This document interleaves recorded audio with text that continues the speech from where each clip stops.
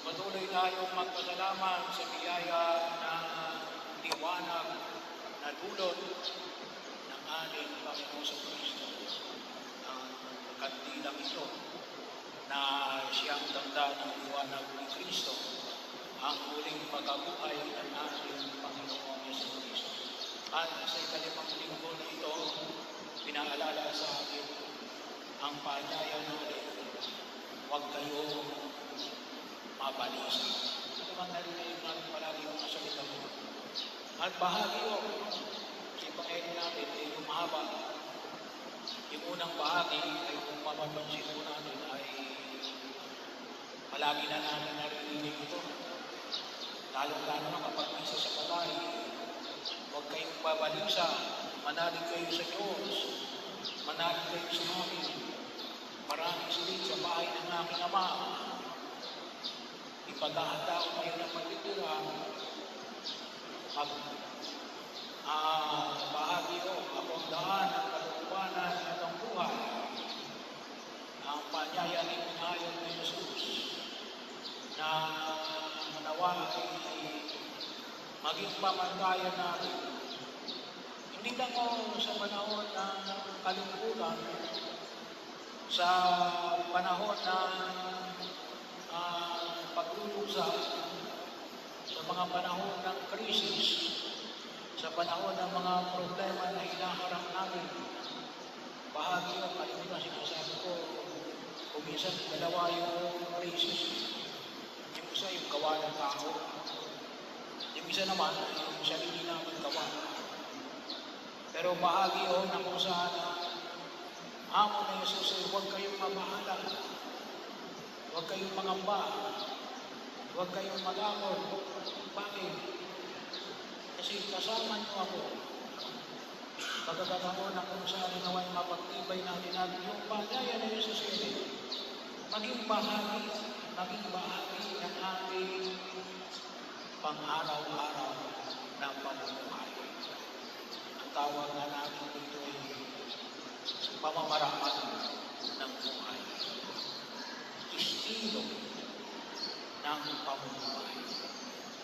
At makita ko natin, paminsan sinasabi natin na sunod-sunod naman ang krisis, yung mabibigyan ng krisis. At tapos lamang na COVID-19, ngayon naman ay oil crisis.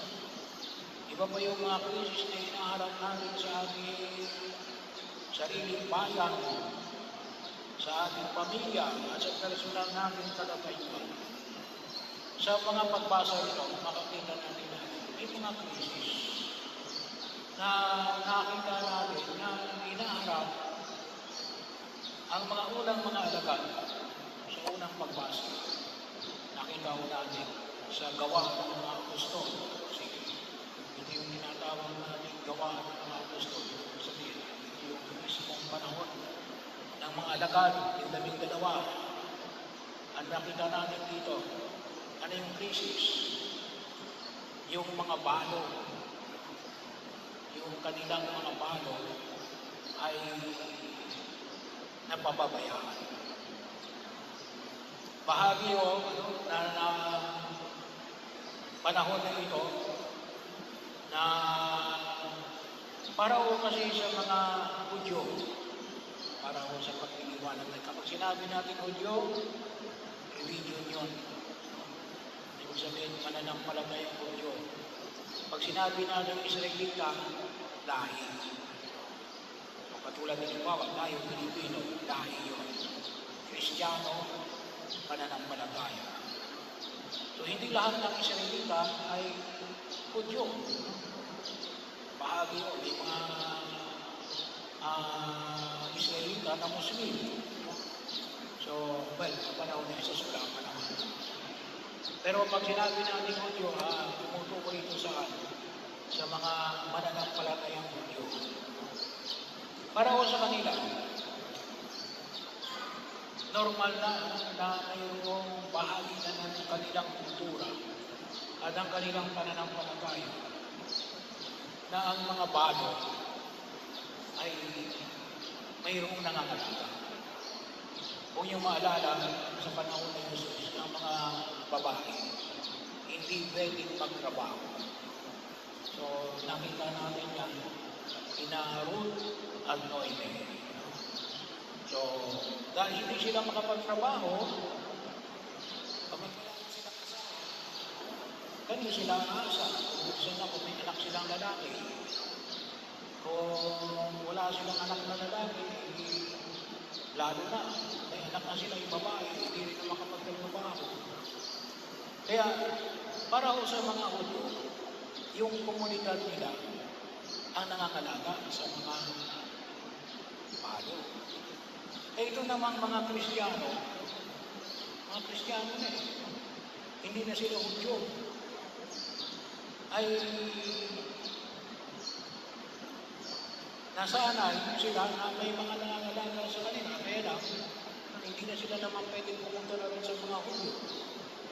Kasi sabi nila, hindi na kayong mga Hudyo, mga Kristiyano na kayo. Kaya, anong ginawa ng mga alagad? Nag-iulog sila. Para matugunan ng krisis, nagpulong sila at nagbigay. Ano yung kanilang ginawa? Pumili sila ng 7 lalaki. 7 lalaki na mga mabubuti, matatalino, at pinupuspos ng Espiritu Santo. Binanggit yung pangalan sa unang pagbasa. At pinakakilala natin yan si Esteban. Si Esteban kasi tinutulog natin na naging unang martir ng ating pananampalataya. So, sila ay pinili ng sambayanan na tugunan yung krisis kasi walang mga alaga sa kanilang mga palo. So, bahagi yun ang sana yung nakita ko namin. Sa Ebanghelyo naman, ano yung krisis? Yung krisis siya sabi nga ni, paalis na ako, iiwan ko na kayo.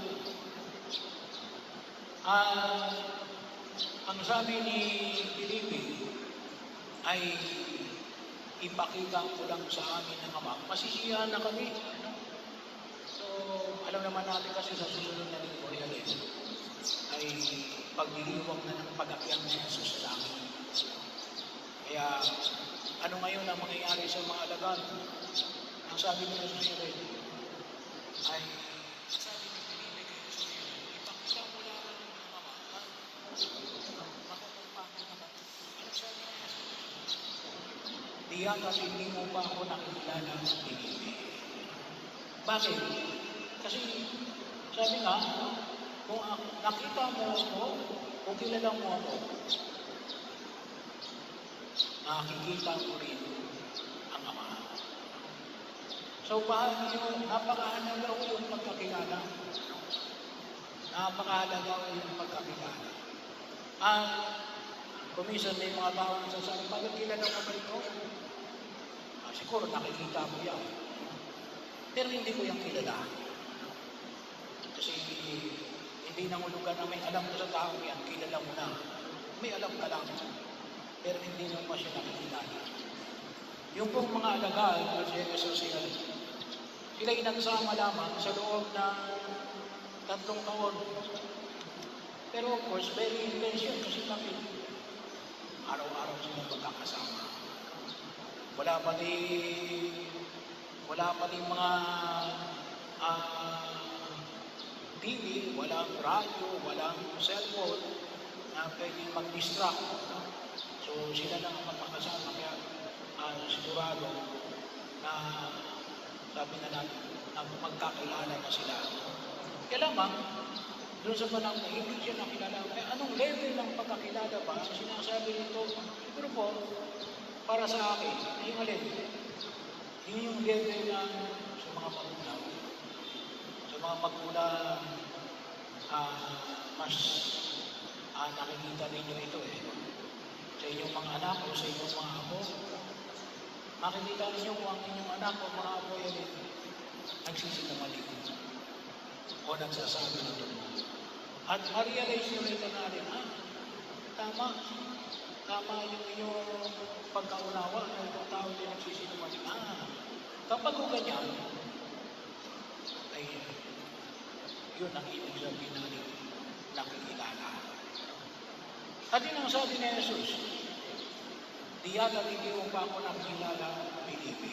Kasi hindi nangulugan na lagi mo siyang kasama, pero hindi mo naman siya nakakausap, hindi mo naman siya nakakahalubilo, hindi nangulugan na iyan ay kilala mo. Kaya nga, yun yung napakasusi na ipinapahayag ng Jesus. Sa mga crisis na dumaraan sa buhay natin, sa nakakita natin natin, nakakausap namin ng Diyos. Para masabi natin nakita ko lang Ama. Kasi nakita na namin si Jesus.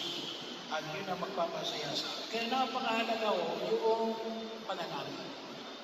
Yun ang sabi ni San Pedro sa ikalawa natin pagbasa sa kanyang sulat. Panalangin. Kaya nga sabi na kilala pa namin si Jesus. Kung nakikilala namin siya, dapat may sasabi namin, anong sinasabi ni Jesus? Every Sunday, pag uwi ko sa inyong bahay, dapat itanong natin sa sarili. Anong sabi ni Jesus? Anong gusto niyang mangyari sa buhay natin? Bahagi yun kung nakakausap natin siya. Sapagkat yun ay magiging gabay, naharap din natin ang krisis sa pagkilos natin sa daigdig na ito. Kaakibat nito yung yung sariling pagkahandog ng ating buhay. Napakahalaga ho. Kaya yan po yung kahalagahan ng krus. Pero hindi lang sakripisyo, but make it an offering.